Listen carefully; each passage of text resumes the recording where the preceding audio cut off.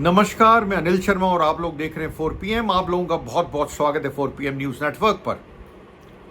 BJP में के organisation में बड़ा फेरबदल हुआ। अभी आपको याद है, कुछ दिन पहले नितिन नवीन जो राष्ट्रीय प्रेसिडेंट हैं बीजेपी के, उन्होंने अपनी नई टीम घोषित करी। कई चौंकाने वाली बात भी करी उन्होंने, कई चीज़ों ने चौंकाया भी जो नाम आए उसमें, जैसे स्मृति ईरानी 2 साल से कहाँ थी पता नहीं, जब से चुनाव हारी थी सीरियल्स में एक्टिंग करने लगी थी। वैसे ही राम माधव आरएसएस के, उनका नाम भी कईयों को चौंकाया। ये चीज तो तैयार हो गई बीजेपी की। इसमें एक और चौंकाने वाली बात थी जिस पे आप लोगों का ध्यान गया होगा। पीयूष गोयल को ट्रेजरर बनाया गया नितिन नवीन की टीम में। बीजेपी का करोड़ों रुपया है बीजेपी के पास, ये बड़ी इंपॉर्टेंट पोजीशन है ट्रेजरर की। और अगर मैं समझूं तो क्या अब ये तो हो गया, जो फेरबदल होना था हो गया नितिन नवीन की टीम में जेपी नड्डा जी के जाने के बाद में।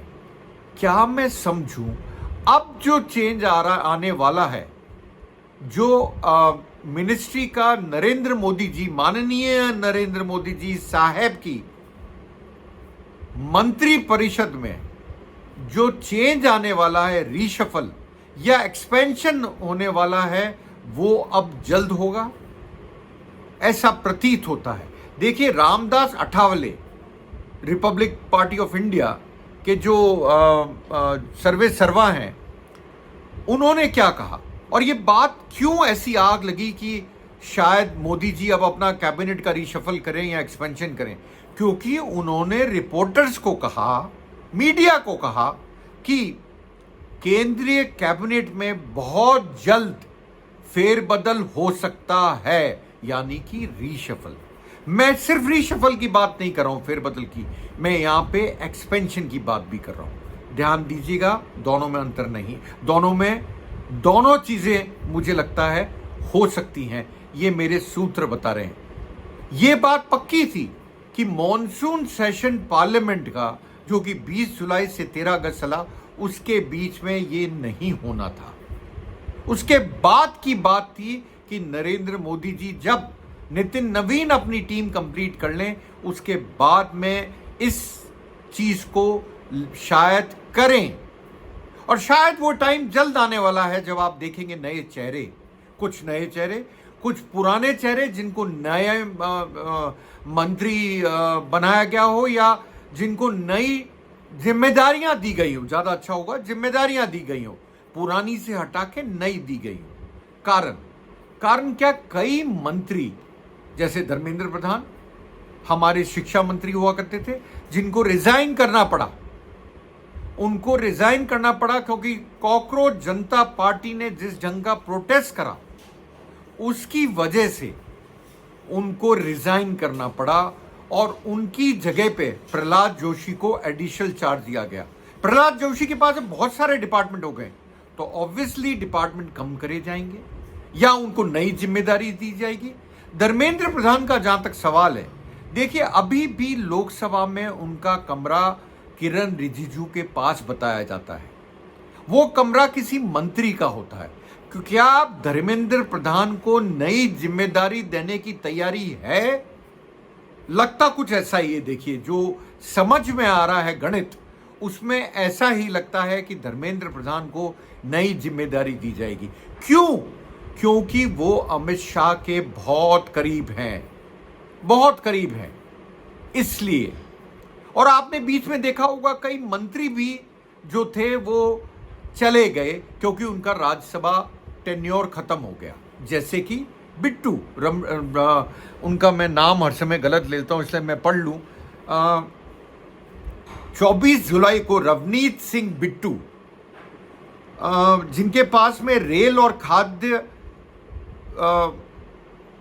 का मंत्री हुआ करते थे, राज्य मंत्री, वो उनका कार्यकाल 24 जुलाई को खत्म हो गया।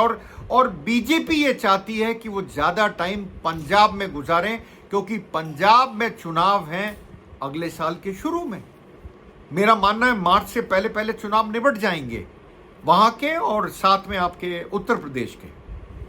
तो रवनीत सिंह बिट्टू, जिनका 24 जुलाई को खत्म हुआ कार्यकाल राज्यसभा में, उनके हाथ से मंत्री पद गया। वो राज्य मंत्री होते थे। ऐसे ही मैं नाम पढ़ रहा हूं, जो अल्पसंख्यक मामलों और मत्स्य पालन, पशुपालन और डेयरी राज्य मंत्री जॉर्ज कुरियन, जो 2026 में अपना राज्यसभा कार्यकाल पूरा करने के बाद इस्तीफा दे दिया था, उनकी जगह भी खाली हो गई है। तो मैंने आपको 3 नाम बताए, धर्मेंद्र प्रधान, रवनीत सिंह बिट्टू और जॉर्ज कुरियन। इनकी जगह तो लाना ही पड़ेगा ना किसी और को, ये बात पक्की है। अब बची हरदीप सिंह पुरी की बात।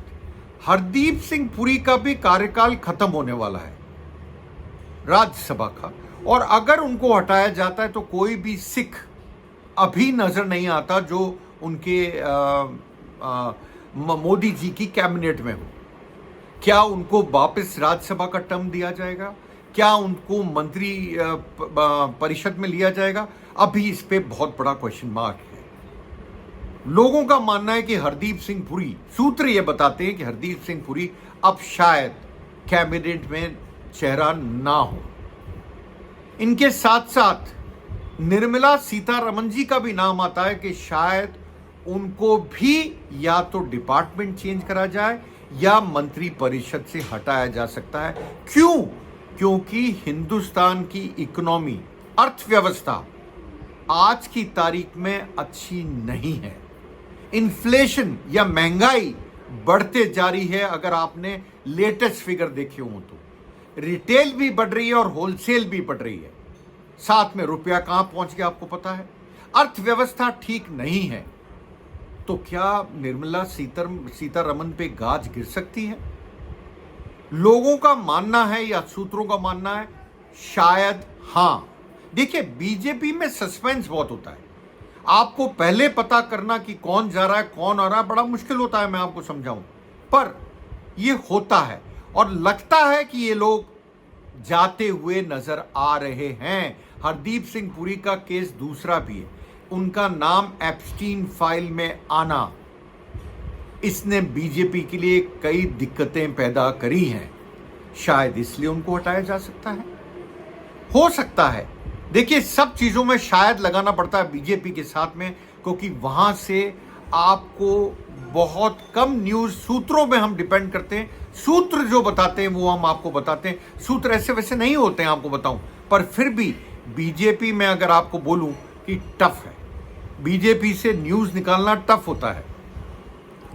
मैं आपको एक चीज और बताना चाहता हूं। कई सूत्र ये बताते हैं कि पीयूष गोयल को शायद 1 मैन 1 पोस्ट वाली पोजीशन पे रखा जाए, नहीं रखा जाए, सॉरी माफी चाहूंगा, नहीं रखा जाए, और उन्हें वाणिज्य मंत्री के तौर पर फिलहाल, क्योंकि वो बात कर रहे हैं अमेरिका से, आपको पता होगा, ट्रेड डील के लिए, फिलहाल नहीं हटाया जाए फिलहाल।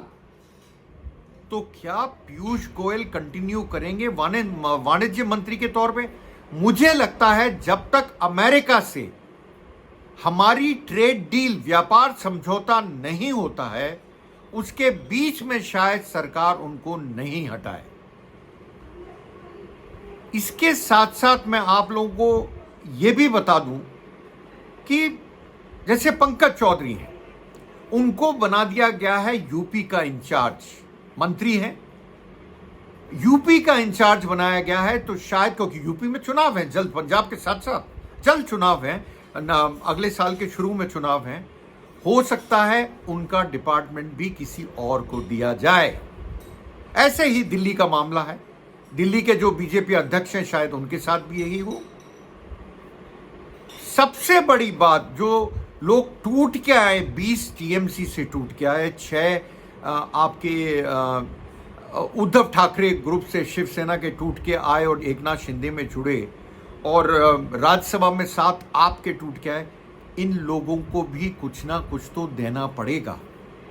इसलिए इनके भी कुछ मंत्री आएंगे, और जो डिमांड है जो सुनने में आ रही है वो ये है कि टीएमसी के सांसद जो 20 टूट के एनसीपीआई में गए, उनके करीब उनकी डिमांड है 2 को कैबिनेट का दर्जा दिया जाए और 1 राज्य मंत्री बनाया जाए। ऐसी ही डिमांड 6 जो टूट के आए हैं उनकी तरफ से आ रही है कि मैं उनमें से भी कुछ लोगों को बनाया जाएगा मंत्री, क्योंकि वो मांग रहे हैं, बनाया जाएगा। आप में से भी जो 60 टूट के आए उनमें से भी लगता है किसी ना किसी को कुछ ना कुछ ऑफर तो दिया जाएगा। तो हो सकता है कि आपके जो राघव चड्ढा हैं वो आपको मिनिस्ट्री में दिखें। क्यों? क्योंकि जेन जी का चेहरा दिखाना है मोदी जी को, जो खुद इंस्टा पे आ गए, इंस्टाग्राम पे। अब तो स्नैपचैट की बात करने लगे, शायद उनको भी कुछ किया जाए। और ऐसे ही वहां से भी जो आपके टीएमसी के सांसद टूट के आए, उसमें भी सयोनी घोष जैसे लोगों को कुछ ना कुछ ऑफर करा जाए। यंग एज की वजह से ऐसा हो सकता है। मैं आगे बढ़ता हूं और आपको एक चीज बताता हूं, जो चिराग पासवान है, लोजपा रामविलास गुट के अध्यक्ष भी हैं, सर्वे सर्वा भी हैं, उनको अपना डिपार्टमेंट खाद्य मंत्रालय जो उनके पास है उससे ज्यादा बड़ा मंत्रालय चाहते हैं। वो अब उन्होंने अपनी इच्छा जता दी है। और